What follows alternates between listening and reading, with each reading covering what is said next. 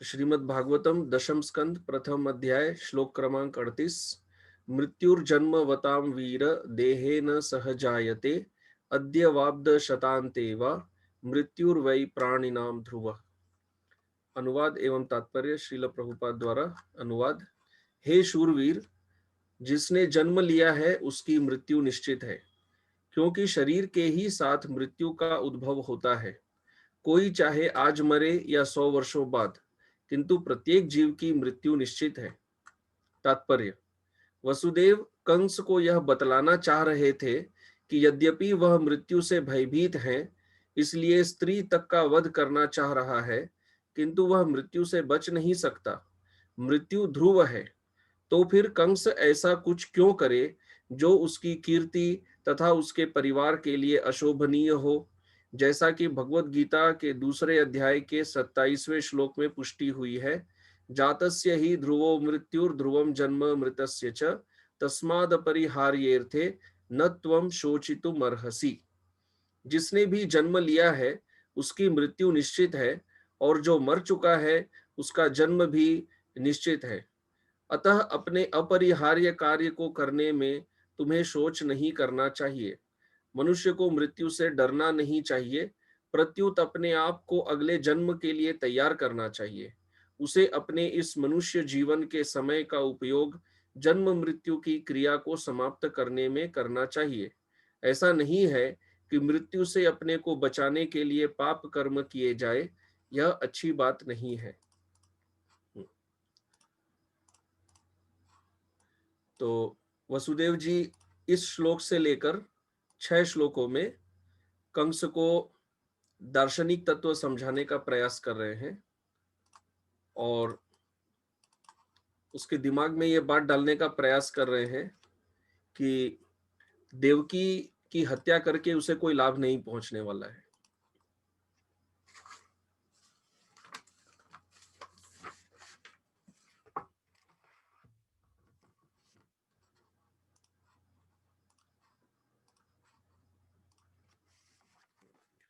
तो अभी इस श्लोक के जो शब्द है वो हम समझने का प्रयास करते हैं।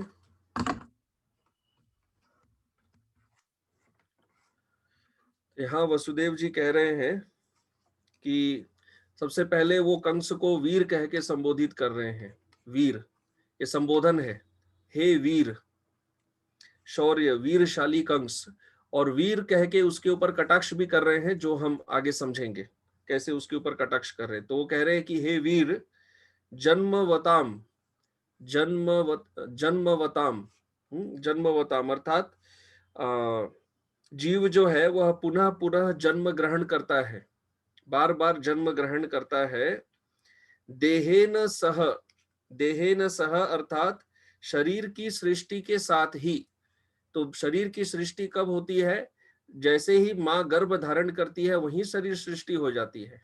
तो वो कह रहे हैं कि जन्म लेते समय शरीर जब प्राप्त होता है, शरीर की सृष्टि के साथ ही, शरीर की सृष्टि के साथ ही क्या होता है? मृत्यु जायते, मृत्यु का भी जन्म हो जाता है। मृत्यु साथ आती है। अर्थात हमारे कपाल पे मृत्यु लिखी रहती है। तो शरीर के जन्म के साथ ही मृत्यु का भी जन्म हो जाता है। जन्मवताम देहेन सह, कि जब जन्म होता है तब देह के सह, सह अर्थात देह के साथ कौन जन्म लेता है? जायते, कौन जन्म लेता है? मृत्यु जन्म ले लेती है। कहने का अर्थ है मृत्यु जन्म के समय ही निश्चित हो जाती है। जैसे ही माँ गर्भ धारण करती है, वो जो गर्भ है उसकी मृत्यु तुरंत वही निश्चित रहती है। कब होगी मृत्यु? अच्छा, अभी कह रहे हैं कि उसके अनुसार अद्य, अद्य अर्थात जन्म लेते ही, वा जन्म लेते ही, अथवा अब्द शतांते वा, अब्द शतांते वा 100 वर्ष के बाद भी। तो यहाँ कहने का अर्थ है अद्य वा अब्द शतांते वा। अद्य वा अर्थात किसी की मृत्यु जन्म लेते ही हो सकती है। गर्भपात भी होता है, जन्म के समय ही, गर्भ में ही भी मृत्यु हो सकती है, या शतांते वा 100 वर्ष के बाद हो सकती है। जन्म से लेकर शतांते वा कभी भी मृत्यु हो सकती है। मृत्युर्वै प्राणिनाम ध्रुवः। मृत्यु तो यहाँ कह रहे हैं प्राणी नाम, प्राणी नाम अर्थात जो देहधारी जीवात्मा है, वही वही महत्वपूर्ण शब्द है। वही बहुत महत्वपूर्ण शब्द है इस श्लोक में। वही अर्थात निश्चित, 100% गारंटीड, डेफिनिट, होना ही होना है, निश्चित रूप से। मृत्यु, मृत्यु क्या है? ध्रुव है। तो ध्रुव का अर्थ है अवश्य, अवश्य मतलब होगा ही होगा। तो दो बार कह रहे हैं, पहले कह रहे वही अर्थात निश्चित रूप से। मृत्यु क्या है? निश्चित रूप से मृत्यु निश्चित है। दो बार जोर देके कह रहे हैं, वही और ध्रुव, दोनों वही अर्थ है। डेफिनिट, गारंटीड, निश्चित है, होना ही होना है। तो पॉइंट है कि देवकी की हत्या करके क्या तुम मृत्यु से बच जाओगे? क्यों, कैसे बचोगे? मृत्यु तो जन्म के समय ही देह के साथ ही मृत्यु आती है, वो देह के साथ आती है। तो हमारे ललाट पर मृत्यु का समय लिखा रहता है। तो चाहे कोई जन्म के समय मरे या 100 साल बाद मरे, मृत्यु तो होना ही होना है, वह निश्चित है। अच्छा, तो ये हुआ इस श्लोक के शब्दों का अर्थ। अब यहाँ पर और समझने वाली जो बातें हैं वो हम समझने का प्रयास करते हैं। पूर्ववर्ती आचार्यों ने यहाँ और बातें समझाई है। तो यहाँ पर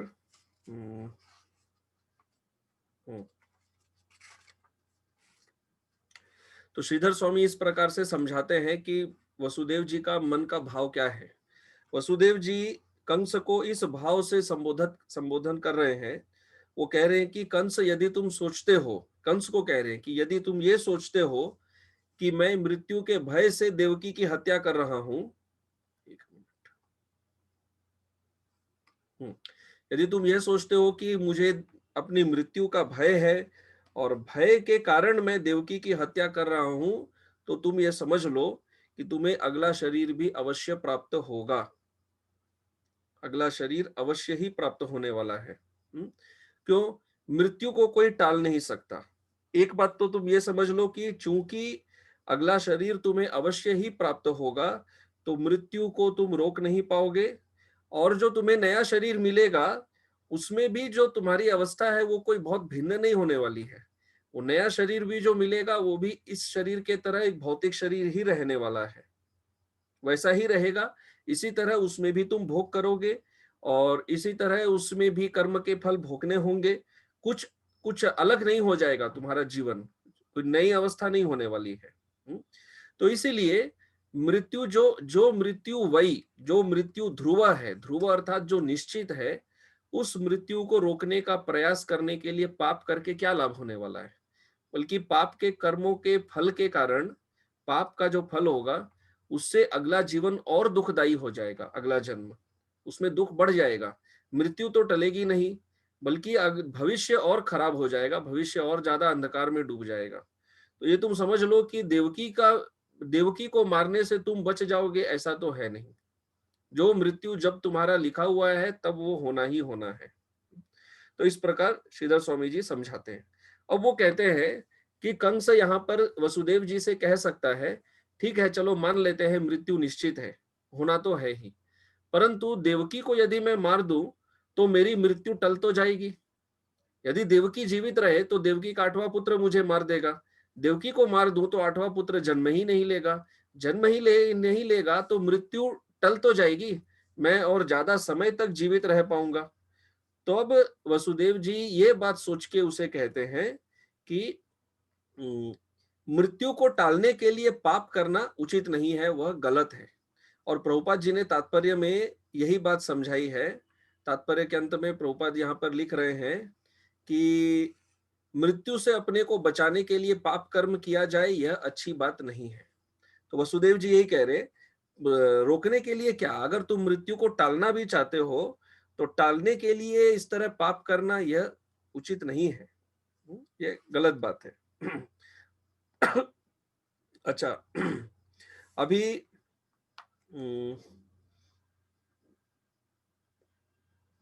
अब यहां पर ये जो शब्द है ध्रुव, ये ध्रुव यहां पर बहुत महत्वपूर्ण है।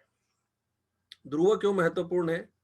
हमने जैसा से कहा और प्रभुपाद जी यहाँ भी तात्पर्य में दे रहे हैं, आप यदि भगवत गीता का वो श्लोक देखेंगे ना, तो यहाँ पे भी ये ध्रुव आता है। इस तरह से यहाँ पर वसुदेव जी भगवत गीता के श्लोक को हिंट कर रहे हैं। यहाँ पर देखिए, जातस्य ही ध्रुवो मृत्युर ध्रुवम जन्म। मृत्यु निश्चित है, जन्म मृत्यु के बाद जन्म निश्चित है, जन्म के बाद फिर मृत्यु निश्चित है, मृत्यु के बाद फिर जन्म निश्चित है, तब तक निश्चित है जब तक मोक्ष प्राप्ति नहीं हो जाती, तब तक ये चक्र चलता रहता है। और ये ध्रुव है। ध्रुव अर्थात ये गारंटीड है, इसको कोई रोकने का प्रयास करे वो व्यर्थ प्रयास कर रहा है, ये कभी भी संभव नहीं है, कभी नहीं हो सकता है। तो ये भगवत गीता के श्लोक के थोड़ा चर्चा में हम आएंगे। और उसके पहले यहाँ पर, अच्छा यहाँ पर एक और बात कि हमने आपको बताया, ये जो वीर कह के इसको संबोधित कर रहे हैं, ये वीर में इसको कटाक्ष कर रहे हैं। तो सनातन गोस्वामी जी इस प्रकार से समझाते हैं, वो कहते हैं कि वसुदेव जी कंस के ऊपर कटाक्ष करते हुए उसे वीर कह रहे हैं। वीर क्या कह रहे हैं? वो ये कह रहे हैं कि एक तरफ तो तुम बहुत वीर हो, दूसरी तरफ तुम मृत्यु से भयभीत हो। तो इसका अर्थ ये है कि तुम केवल लड़ने में, शारीरिक रूप से लड़ने में वीर हो, परंतु दिमाग से सोचने में वीर नहीं हो। सोचने की क्षमता नहीं है तुम्हारे अंदर, केवल लड़ने की क्षमता है। तुम्हें केवल लड़ना आता है, सोच विचार करना नहीं आता है। इस तरह, इसलिए उसको वीर कह के संबोधित कर रहे हैं कि भाई वीर होते हुए तुमको इतना नहीं पता है कि एक वीर व्यक्ति होते हुए तुम ये नहीं जानते कि मृत्यु जन्म के साथ ही अपना जन्म भी लेती है। तो इतना तो तुमको पता होना चाहिए, परंतु तुम्हें नहीं पता है, अर्थात तुम्हारे अंदर सोचने की शक्ति नहीं है, तुमको केवल लड़ाई करना आता है। अच्छा, और एक बात यह है कि वो और एक चीज ये समझाते हैं कि कंस वसुदेव जी को ये तर्क दे सकता है कि आप जो बोल रहे हैं कि मृत्यु निश्चित है, ये कमजोर लोगों के लिए है। मेरे जैसा वीर व्यक्ति मृत्यु को टाल सकता है, संभव है। तो इस कारण से वो इस ये भी एक कारण है कि उसको वीर कह के संबोधित कर रहे हैं कि हे वीर, यह बात तुम्हारे ऊपर भी लागू होती है। तुम ये मत सोचो कि तुम वीर व्यक्ति है, तुम बहुत शारीरिक रूप से बहुत बलवान हो, बहुत शक्तिशाली हो, तो तुम्हारे ऊपर यह तथ्य, यह सिद्धांत लागू नहीं होता। नहीं, यह सिद्धांत वीर व्यक्ति हो या कमजोर व्यक्ति हो, किसी भी देहधारी व्यक्ति के ऊपर यह लागू होता है। तो ये तुम्हारे ऊपर भी लागू होता है, चाहे आज, चाहे जन्म के समय हो, आज हो, बाद में हो, 100 साल के बाद हो, परंतु ये होना ही होना है।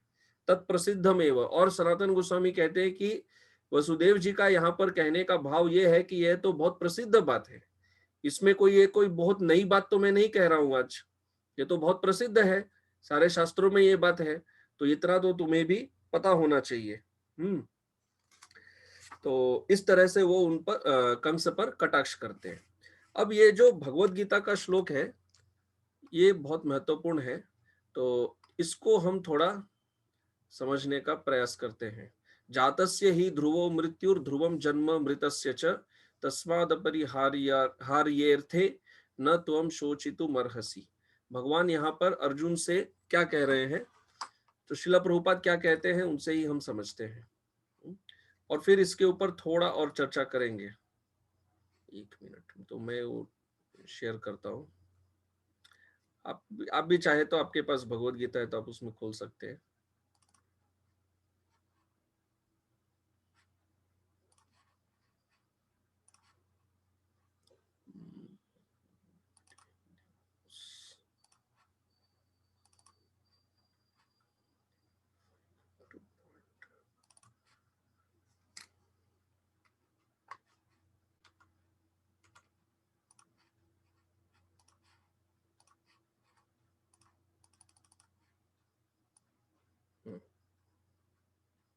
तो दूसरे अध्याय का 27वां श्लोक।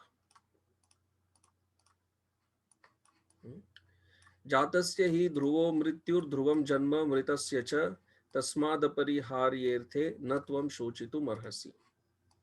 तो अर्जुन को यहाँ पर भय है कि मैं युद्ध करूंगा तो इन सब की मृत्यु हो जाएगी। तो भगवान इस श्लोक में क्या कह रहे हैं, जिसने जन्म लिया है उसकी मृत्यु निश्चित है, और मृत्यु के पश्चात पुनर्जन्म भी निश्चित है। अतः अपने अपरिहार्य कर्तव्य पालन में तुम्हें शोक नहीं करना चाहिए। तो ध्रुवम का अर्थ है, ध्रुव अर्थात यह तथ्य है, तथ्य जो है वो निश्चित है। प्रभुपाद जी लिखते हैं, मनुष्य को अपने कर्मों के अनुसार जन्म ग्रहण करना होता है और एक कर्म अवधि समाप्त होने पर उसे मरना होता है, जिससे वह दूसरा जन्म ले सके। इस प्रकार मुक्ति प्राप्त किए बिना ही जन्म मृत्यु का यह चक्र चलता रहता है। तो जब तक मुक्ति नहीं प्राप्त हो तब तक ये जन्म मृत्यु चक्र चलता रहेगा। जन्म मरण के इस चक्र से वृथा हत्या, वध तथा युद्ध का समर्थन नहीं होता।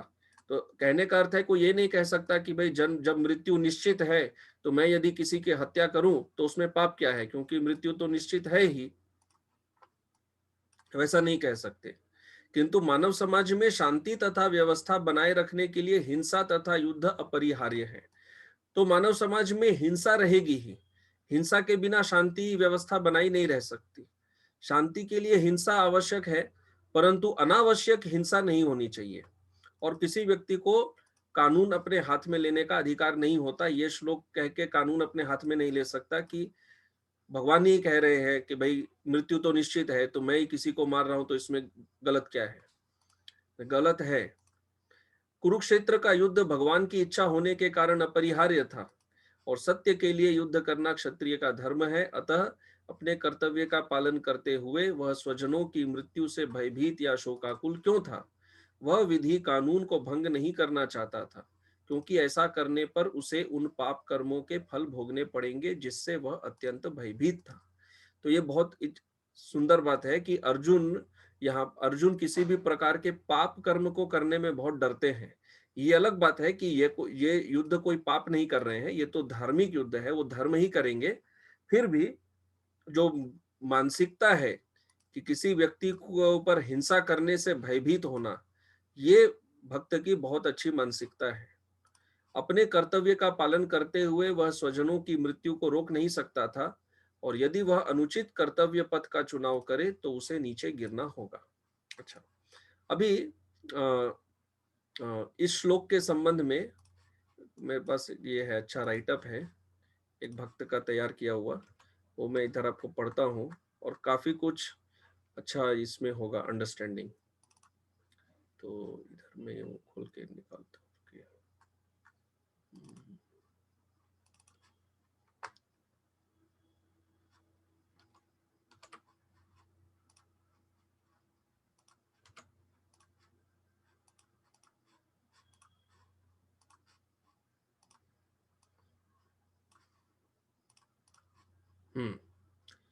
तो ये बहुत सुंदर है एनालिसिस इस श्लोक का। जातस्य ही ध्रुवो मृत्यु, यहाँ पर क्या समझा रहे हैं देखिए। इस श्लोक में 4 भाग है। पहला है कि पहला पॉइंट है, जिसने जन्म लिया है उसकी मृत्यु निश्चित है। वसुदेव जी यही बात बोल रहे हैं कंस को। भगवान कृष्ण भी अर्जुन को यही बात बोल रहे हैं कि जिसने जन्म लिया है मृत्यु निश्चित है। तो यहाँ पे प्रभु जी लिख रहे हैं कि क्या हुआ, काम करता हूं मैं इधर, इसको शेयर करता हूं।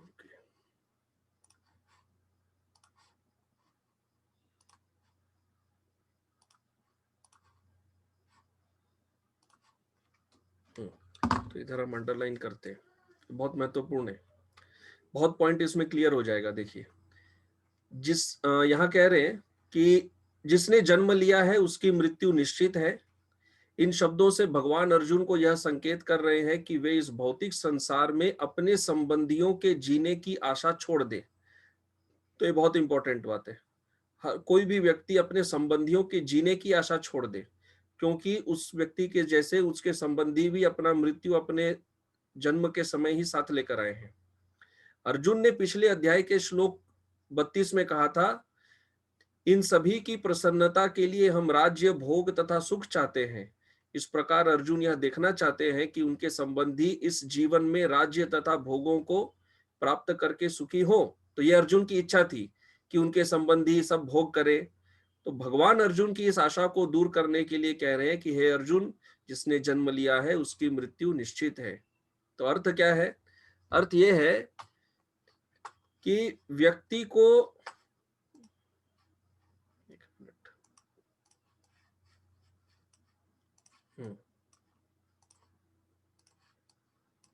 हाँ, अर्थ यह है कि व्यक्ति न तो अपने जीवन का और न अपने जीवन में प्राप्त भोगों का गर्व करना चाहिए, क्योंकि इस जीवन में मृत्यु निश्चित है। तो गर्व करके क्या फायदा है, कुछ भी तो लेके जाने वाला नहीं है।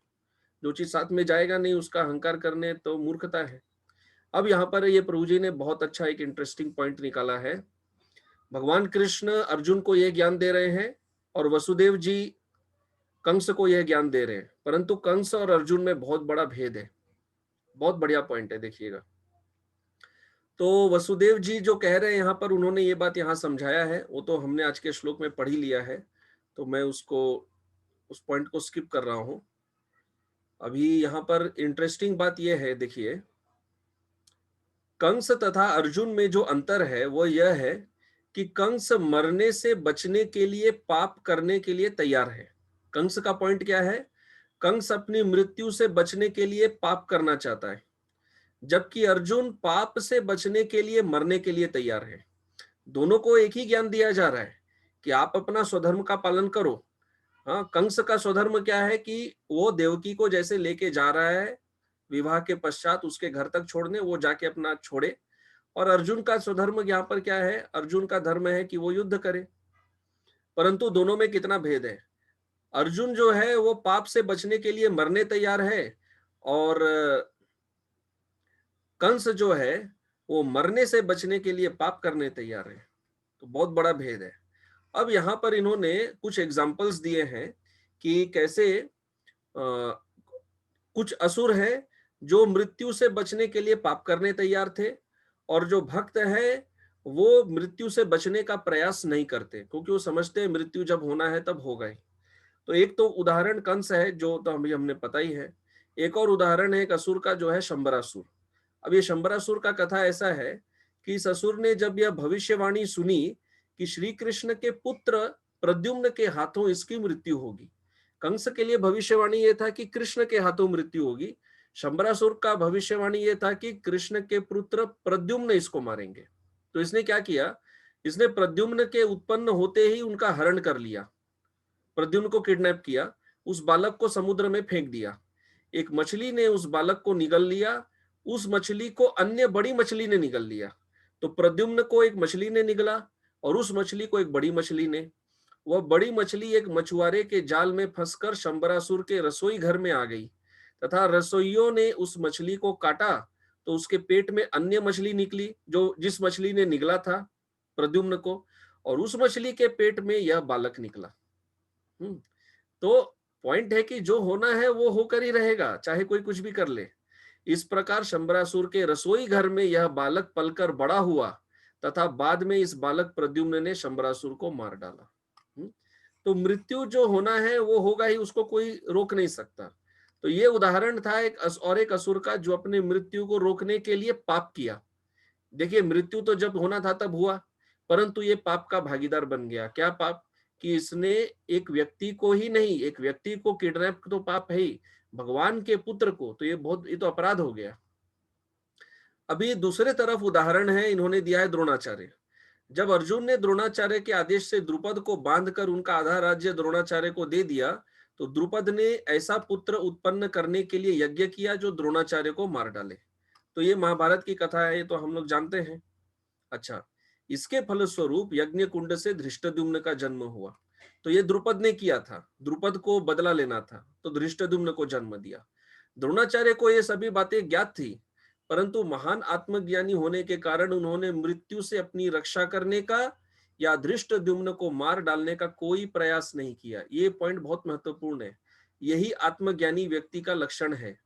आत्मज्ञानी व्यक्ति का लक्षण है वो मृत्यु से डरता नहीं है। प्रभुपाद जी भागवतम के एक तात्पर्य में लिखते हैं कि भक्त यदि मृत्यु से भयभीत हो जाए तो सारा शास्त्र पढ़ के और भक्ति में आगे बढ़ने का प्रयास करने का क्या लाभ हुआ। भक्त को मृत्यु से डरना नहीं है। तो आत्मज्ञानी व्यक्ति का पहचान है द्रोणाचार्य जैसे, उन्होंने मृत्यु से रक्षा करने का प्रयास नहीं किया, धृष्टद्युम्न को मारने का प्रयास नहीं किया, और धृष्टद्युम्न के हाथों से उनकी मृत्यु हुई भी। अच्छा, और एक उदाहरण दिए हैं भीष्म देव। तो भीष्म अंबा से विवाह न करने के कारण अंबा ने भीष्म की मृत्यु का कारण बनने के लिए तपस्या की, ये भी हमें पता है। और उसको क्या जन्म मिला, शिखंडी के रूप में। भीष्म देव को ये सभी बातें ज्ञात थी, कि ये शिखंडी वास्तव में वही अंबा है, परंतु महाभागवत होने के कारण उन्होंने मृत्यु से अपनी रक्षा करने का या शिखंडी को मार डालने का कोई प्रयास नहीं किया। ये हम सब अच्छी तरह से जानते हैं महाभारत की कथा में। बल्कि इसके विपरीत उन्होंने यह निश्चय किया कि पूर्व जन्म में स्त्री होने के कारण वे शिखंडी से युद्ध ही नहीं करेंगे, और महाभारत में युद्ध में शिखंडी की उपस्थिति में अर्जुन के हाथों से भीष्मदेव की मृत्यु हुई। हाँ, तो ये है आत्मज्ञानी व्यक्ति का परिचय, जो मृत्यु से डरते नहीं है। और अल्टीमेट परिचय है परीक्षित महाराज। शमिक मुनि के पुत्र श्रृंगी, यहाँ रिंगी नहीं श्रृंगी होगा, इसने अज्ञान के कारण परीक्षित महाराज को शाप दिया था कि 7वें दिन सर्प के काटने से उनकी मृत्यु हो जाएगी। जब परीक्षित महाराज को इस बात की सूचना मिली तो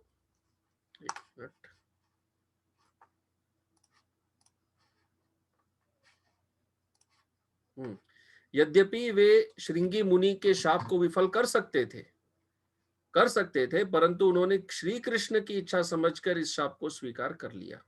तो भक्त मृत्यु को किस तरह से फेस करता है?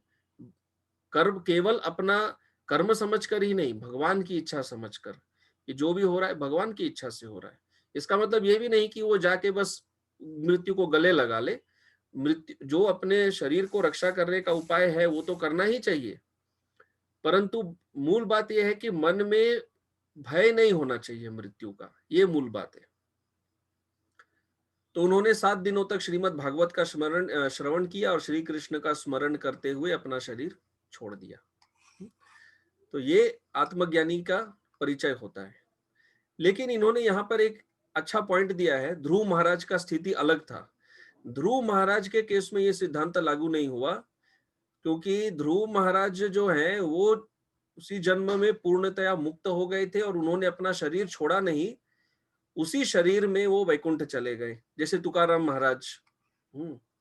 तो ऐसा भी होता है। ऐसे और भी भक्तों का उल्लेख है जिन्होंने दिया है यहाँ पर चैतन्य चरितामृत में, जैसे महाप्रभु के भक्त रसिकानंद प्रभु, वो गोपीनाथ जी के विग्रह में प्रविष्ट हो गए, गदाधर पंडित इत्यादि। पर एनीवे ये तो हमारे ऊपर लागू नहीं होता है, तो इसमें हम ज्यादा नहीं जाएंगे। तो ये पहला पॉइंट था। अच्छा, दूसरा पॉइंट है कि मृत्यु के पश्चात पुनर्जन्म भी निश्चित है। इतना नहीं कि जन्म लेने वाले का मृत्यु ही निश्चित है, मृत्यु के बाद पुनर्जन्म भी निश्चित है। इट इज नॉट ऑप्शनल, वो होना ही होना है। और यहाँ पर इसी श्लोक का उन्होंने रेफरेंस दिया है 10:138, सभी आचार्यों ने यही रेफरेंस दिया है। तो ये तो हमने पढ़ ही लिया है, इसमें कोई अलग बात यहाँ पर और कुछ ऐसा है नहीं, तो ये इधर लेते। अच्छा, अब प्रैक्टिकल शिक्षा क्या है इस श्लोक से, बहुत महत्वपूर्ण है। ये सिद्धांत पापों से बचने के लिए अत्यंत उपयोगी है। तो यहाँ पर ये समझाते हैं कि आधुनिक युग में पाप का आचरण बहुत बढ़ रहा है। क्यों? इस अज्ञान के कारण कि मृत्यु के पश्चात कोई जीवन नहीं है। लोग सोचते हैं कि यही जीवन सब कुछ है, इसीलिए जितना एंजॉय करना है, जो भोगना है इस जीवन में भोग लो, आगे कुछ नहीं मिलने वाला है, यही जीवन फाइनल अल्टीमेट, ये एक ही जीवन होता है। तो जब लोग समझते हैं कि इस जीवन के पश्चात कोई जीवन नहीं है, तो अपनी सभी इच्छाओं को इसी जीवन में पूरा करना चाहते हैं। परंतु अनेक स्थितियां ऐसी होती है कि व्यक्ति को अपनी इच्छा पूरी करने के लिए यह आवश्यक हो जाता है कि वह अपने परिवार या समाज की व्यवस्था, राज्य के कानून को भंग करे। तो यह हम देखते हैं, लोग जब एथिकल या लीगल तरीके से भोग नहीं कर सकते, तब इलीगल तरीके अपनाते हैं। हाँ, जो अनैतिक कार्य है, पाप करते हैं, अपनी इच्छाओं को पूर्ण करने के लिए निंदनीय उपाय करते हैं, क्योंकि उनको मन में ये रहता है ना कि भाई हमें मरने के पहले इस संसार का सारा भोग भोग लेना है, मरने के बाद और कुछ नहीं होगा।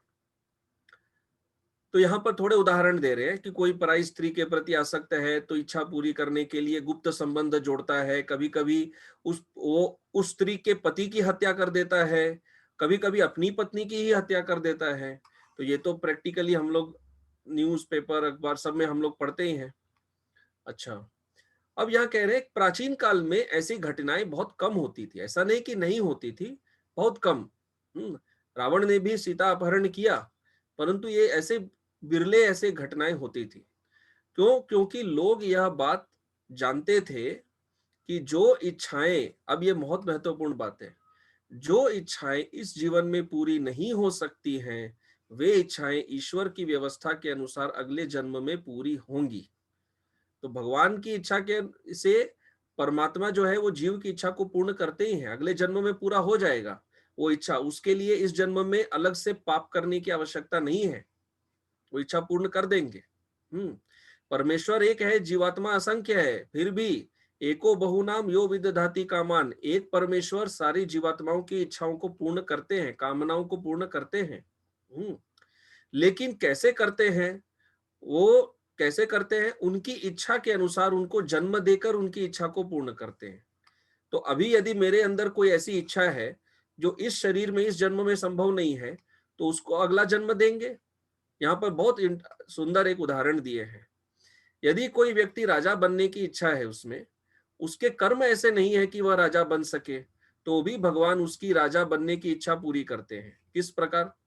यदि वह अपने कर्मों के कारण कुत्ता बन जाता है, तो भगवान उसे कुछ अन्य कुत्तों के ऊपर अपना शासन जमाने का अवसर देकर राजा बनने की इच्छा पूरी कर देते हैं। तो उसका इच्छा था राजा बनने का, तो राजा बना दिए, परंतु इतना कर्म नहीं है कि मनुष्यों का राजा बन सके, तो कुत्तों में राजा बना देते हैं। तो ये दूसरा प्रैक्टिकल शिक्षा। तीसरा शिक्षा ये है कि कर्तव्य का पालन करना आवश्यक है। मृत्यु से बचने के चक्कर में कर्तव्य पालन को नहीं भूल जाना चाहिए। भगवान अर्जुन को यही बात सिखा रहे हैं कि तुम इनके मृत्यु के डर से अपना क्षत्रिय धर्म को छोड़ो मत। और वसुदेव जी भी कंस को यही बात समझा रहे हैं कि तुम्हारा कर्तव्य है कि अपनी बहन का रथ आगे चला के ले जाना, वो छोड़ो मत, अपना कर्तव्य पालन करो। ये तुम क्या कर रहे हो? अच्छा, तो भगवान अर्जुन से कह रहे हैं कि अर्जुन इस सिद्धांत को बदल नहीं सकते, तो फिर शोक क्यों कर रहे हो? कोई भी इस सिद्धांत को बदल नहीं सकता, ये प्रकृति का नियम है, इसको कोई बदल नहीं सकता है, कोई कितना भी प्रयास कर ले। तो यहाँ पर अब यहाँ पर एक एक्स्ट्रा पॉइंट यहाँ डाल रहे हैं। जब भगवान ने अर्जुन से ये बात कहा, तो अर्जुन ने कुछ नहीं कहा जवाब में। अर्जुन ने मन में प्रश्न किया कि हे कृष्ण, यदि ऐसा है तो क्या यह उचित होगा कि मैं अपने मनमाने ढंग से संबंधियों की हत्या करूं, क्योंकि उनको मरना तो है ही। तो कृष्ण ये समझ जाते हैं अपने हृदय में ये प्रश्न, और कृष्ण ये कहते हैं कि तुम्हारा आवश्यक कर्तव्य है, तुम्हें इस प्रकार शोक करने की आवश्यकता नहीं है, परंतु ऐसा उचित तो नहीं है। उचित तो नहीं है कि अपने मनमाने ढंग से संबंधियों की हत्या करे, परंतु युद्ध में यह तुम्हारा कर्तव्य है। तो इन जनरल हिंसा करना उचित नहीं है। लेकिन जैसे कोई पुलिस हो, तो पुलिस का तो धर्म यही है ना, पुलिस तो हिंसा करेगा तो ही तो वो समाज की रक्षा कर सकते हैं। तो ये बात है, तो क्षत्रिय का धर्म ही वही है। भगवान की इच्छा के कारण यह युद्ध अपरिहार्य है, ये युद्ध को तो रोक नहीं सकते। तो फाइनल शिक्षा क्या है इस श्लोक में? शोक नहीं करना चाहिए। दोनों ही शोक कर रहे हैं, अर्जुन शोक कर रहे हैं और कंस जो है वो भयभीत है। परंतु अर्जुन जो शोक कर रहे हैं वो उनका सद्गुण है, वो सद्गुण है, और कंस जो भयभीत है वो उसका दुर्गुण है। तो न त्वम शोचितुम अर्हसि, इसीलिए समझते हुए शोक नहीं करना चाहिए कि अरे मैं मर जाऊंगा, मैं मर जाऊंगा, मेरे संबंधी मर जाएंगे। तो वो तो ऐसे भी मरने वाले हैं, कि शोक करने से वो रुकने वाला तो है नहीं। तो भगवान का संकेत क्या है कि अर्जुन को भौतिक जगत की घटनाओं के लिए शोक नहीं करना चाहिए। इस जगत में जो कुछ भी हो उसको प्रैक्टिकल तरीके से जितना सॉल्व कर सके करने का प्रयास करना चाहिए, पर शोक नहीं करना चाहिए, क्योंकि शोक कोई समाधान नहीं है। जो बड़े बड़े महात्मा हैं वे इस बात का शोक करते हैं। अच्छा, अभी बहुत अच्छा बात ला रहे हैं कि हमें जीवन में किसके लिए शोक करना चाहिए। हम उन चीजों के लिए शोक करते हैं जो शोक करने योग्य नहीं है। तो किसके लिए शोक करना चाहिए? महात्मा लोग किस बात का शोक करते हैं कि उन्हें श्री कृष्ण का दर्शन प्राप्त नहीं हुआ। अर्जुन तो इतने भाग्यशाली है कि श्री कृष्ण अर्जुन का रथ चला रहे हैं, तो ये पॉइंट ला रहे हैं कि भाई तुम किसके लिए शोक कर रहे हो? साक्षात भगवान तुम्हारे साथ हैं और तुम्हारा रथ चला रहे हैं। अरे लोग तो दर्शन नहीं मिलता है कृष्ण का, तो महात्मा लोग भी रोते हैं इसके लिए कि कृष्ण का दर्शन कब मिलेगा, और आप तो साक्षात कृष्ण के साथ है, तो शोक करने का प्रश्न ही कहां से उठता है। तो यहाँ उदाहरण दे रहे हैं माधवेंद्र पुरी का। माधवेंद्र पुरी इस तरह से शोक करते थे, हाय मैं कब नंद महाराज के पुत्र श्री कृष्ण का दर्शन करूंगा, जो कदम के फूलों की माला धारण करते हैं, जो संपूर्ण प्राणियों का पालन करते हैं, जिनके ललाट में तिलक सुशोभित है। कब? तो अर्जुन तो इतने भाग्यशाली हैं पूर्व काल। अच्छा, अभी यहाँ पर एक हिस्ट्री बता रहे हैं कि अर्जुन और कृष्ण कैसे आए, कैसे उन्होंने अवतार लिया। तो हम जानते हैं कि अर्जुन पहले नर ऋषि थे और श्री कृष्ण नारायण ऋषि थे। अर्जुन नर के रूप में तपस्या कर रहे थे, कृष्ण नारायण के रूप में। तो नर ऋषि की तपस्या से प्रसन्न होकर नारायण ऋषि ने उनसे कहा वर मांगो। तो नर ऋषि ने कहा यदि आप मुझ पर संतुष्ट हैं तो ये मेरे लिए सबसे बड़ा वरदान है, बस और क्या चाहिए, आप मुझ पर संतुष्ट है, यही है। तो नारायण ऋषि ने कहा नहीं, मैं तुम्हें वरदान देता हूं, यद्यपि तुम मुझसे छोटे हो, फिर भी जो व्यक्ति हम दोनों में से पहले तुम्हारा नाम लेकर फिर मेरा नाम लेगा, अर्थात नर नारायण नाम उच्चारण करेगा, उसे असीम पुण्य प्राप्त होगा। तो ये उन्होंने वरदान दिया। फिर नर ऋषि ने कहा यदि आप मुझ पर प्रसन्न हैं तो आप मेरे रथ के सारथी बनिए। तो नारायण ऋषि ने इस बात को भी स्वीकार कर लिया। अब वही नर नारायण जो है वो अर्जुन और कृष्ण के रूप में प्रकट होते हैं। तो ये सब ऐसे लीलाएं हैं। परंतु बात यह है कि भगवान ये कहना चाह रहे हैं भाई पूर्व जन्म में जो इच्छा थी उस इच्छा से के अनुसार मैं तुम्हारा सारथी बन गया हूं, अब और तुमको शोक क्या करना है, तुम्हारा इच्छा तो अंतिम इच्छा तो पूर्ण हो ही गया, तो अब शोक करने के लिए और क्या रहा है। तो अंतिम तात्पर्य क्या है, अर्जुन को शोक नहीं करना चाहिए। और अर्जुन के द्वारा भगवान हमें शिक्षा दे रहे हैं कि हमें शोक नहीं करना चाहिए इन बातों के लिए, मृत्यु को लेकर, कोई भी संसार में जो भौतिक स्तर पे जो घटनाएं हो, हमें क्या शोक करना चाहिए। हमें शोक ये करना चाहिए कि अर्जुन के भाग्य रूपी समुद्र की एक बूंद हमें कब प्राप्त होगी, कब हमें कृष्ण का साक्षात दर्शन मिलेगा, कब हम कृष्ण के चरणों में का भजन कर सकेंगे, कब हमें गोलोक धाम प्राप्त होगा, कब हमें भक्तों का संग प्राप्त होगा। ये शोक हमें करना चाहिए और ये शोक बहुत अच्छा है। ये शोक करना बहुत ही अच्छा है। ये शोक जितना करते हैं उतना हमारा शुद्धिकरण होता है और भक्ति में प्रगति होता है। भौतिक स्तर का जो शोक है वो पतन करवाता है और आध्यात्मिक स्तर पे जितना शोक करते हैं वो हमारा उससे हमारा उद्धार होता है। तो ये था इस श्लोक के संबंध में। अभी हम यहाँ पर विराम देते हैं।